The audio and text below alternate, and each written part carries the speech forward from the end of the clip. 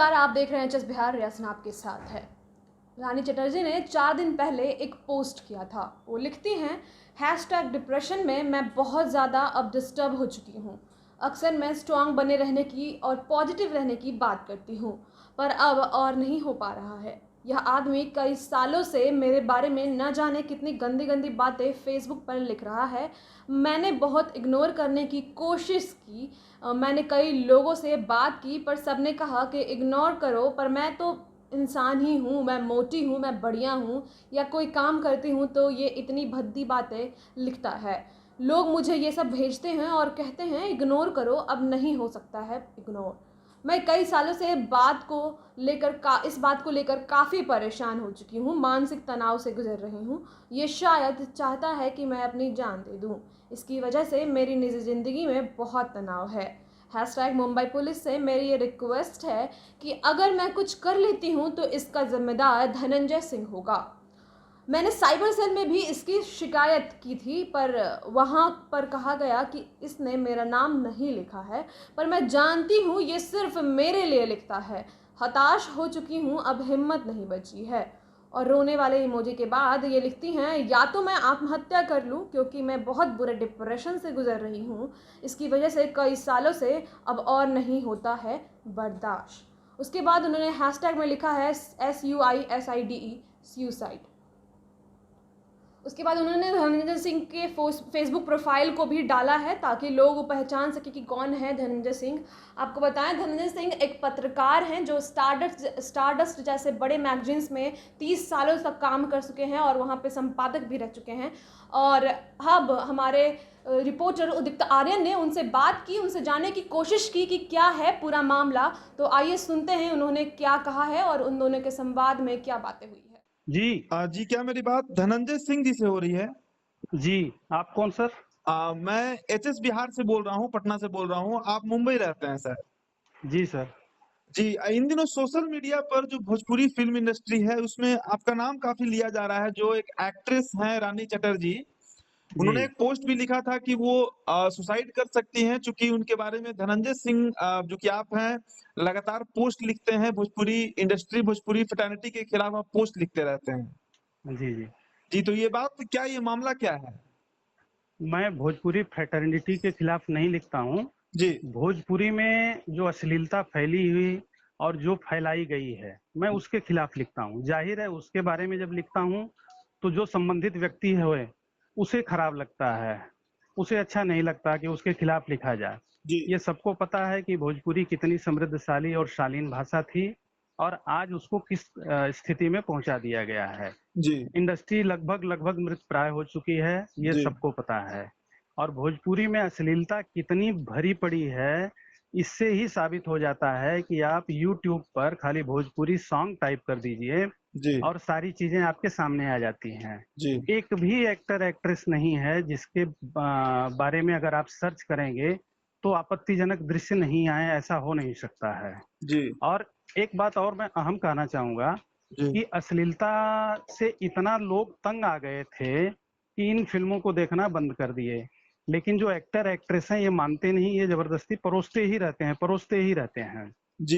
जी, हमने यहाँ आपका तक सोशल मीडिया पोस्ट भी थोड़ा खंगाला है, तो हमने देखा कि आप फिल्मों की जो कमाई होती है उसके बारे में भी आप लिखते रहते हैं। हाँ, वो भी एक झूठा प्रचार तंत्र अपनाया गया था जी। और सुपर हिट करके तमाम लोगों को फंसाया जाता था।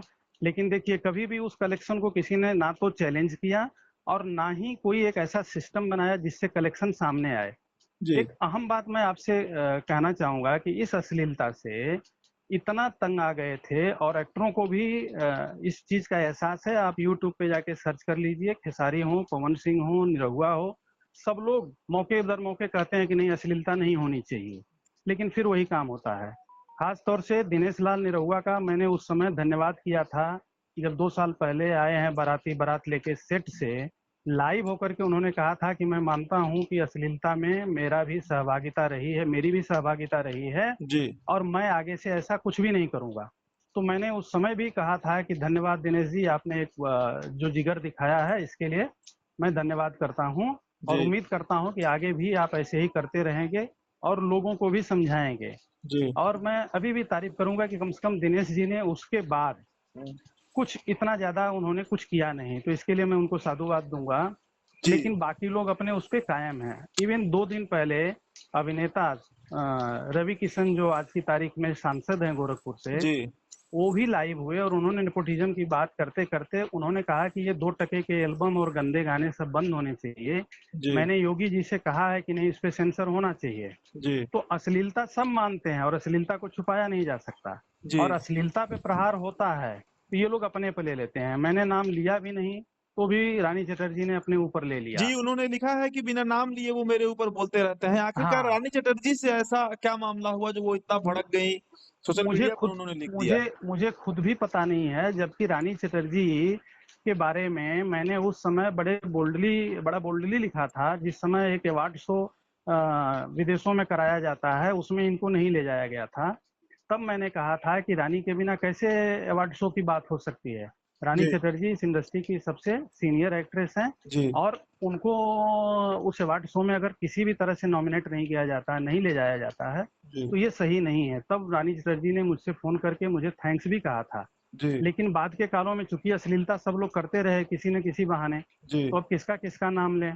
तो हम ऐसे ही कटाक्ष के तौर पे लिखते रहते थे। अब उन्होंने हर पोस्ट को अगर अपने आप से जोड़ना शुरू कर दिया तो मैं क्या कर सकता हूँ, मुझे खुद भी पता नहीं है।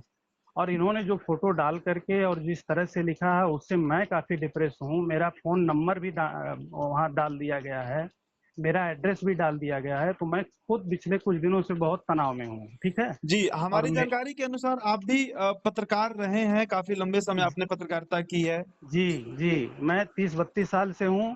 जी, और मैं जब फिल्म सिटी मैगजीन में हुआ करता था, जो मनोज टाइगर रानी चटर्जी के ही पोस्ट पर आकर के जी, मुझे गंदी गंदी गालियां दिए हैं, वो तब हमारी कंपनी के प्रोडक्शन हाउस में वो बॉय के तौर पे थे। जी, और उन्होंने ये आजमगढ़ महोत्सव में सार्वजनिक रूप से कहा भी था।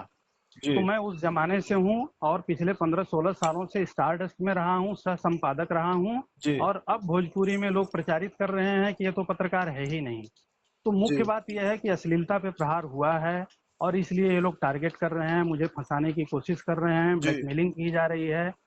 और सारे मीडिया में सारी बातें फैलाई जा रही हैं, लेकिन मीडिया कभी भी मुझसे नहीं पूछता जी, है। यही सवाल है कि क्या किसी अन्य मीडिया ने आपसे इस पर बात की, आपका पक्ष जानने का प्रयास किया?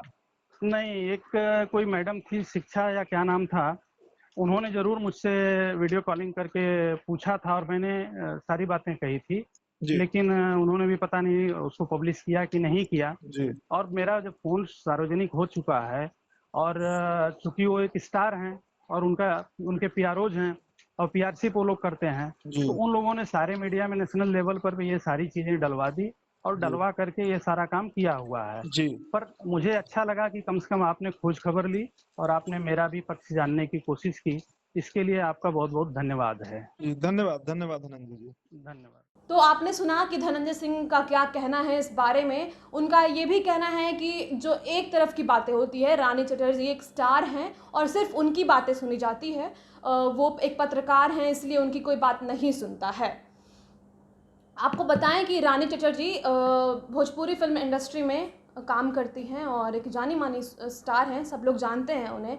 लेकिन उन पे हमेशा अक्सर अश्लीलता के सवाल उठाए जाते हैं। और हम भी अगर ये देखें तो लोगों से अगर पूछा जाए कि भोजपुरी फिल्में आप क्यों नहीं देखते, आप भोजपुरी फिल्मों को बढ़ावा क्यों नहीं देते, तो उसका एक रीज़न यह भी निकल के आता है कि उसमें पाए जाने वाली अश्लीलता। जी हाँ, अश्लीलता होती है भोजपुरी फिल्म में और इससे वो मुकर नहीं सकते। और यही रीज़न है कि भोजपुरी फिल्मों को ज़्यादा बढ़ावा नहीं दिया जाता। अगर आप नॉर्मल लोगों से पूछें तो वो ज़रूर बताएंगे आपको कि इसके पीछे का क्या रीज़न है। और ये कुछ तस्वीरें और ये कुछ मूवी के सीन्स या फिर गानों के सीन्स अगर आप देखें रानी चटर्जी के या फिर बाकी भोजपुरी स्टार्स के भी, तो उसमें आपको साफ तौर से अश्लीलता का रूप दिख जाएगा। और यह एक तौर से एक महिला होते हुए मैं ये कहना चाहूँगी कि महिला होते हुए ऐसी चीज़ों को दिखाना हमारे संस्कृति को शोभा नहीं देता। और एक तरह से हम भी इसे देखने से थोड़ा हिचकिचाते हैं, और थोड़े क्या बहुत हिचकिचाते हैं, क्योंकि हम वैसे नहीं हैं। और भी ऐसे ही खबरों के लिए हम आपके साथ फिर जुड़ेंगे और इसमें कोई भी अपडेट आता है तो हम आपको ज़रूर बताएंगे। आप हमारे साथ बने रहें। जस बिहार को आप सब्सक्राइब कर लें और लाइक करना ना भूलें। धन्यवाद।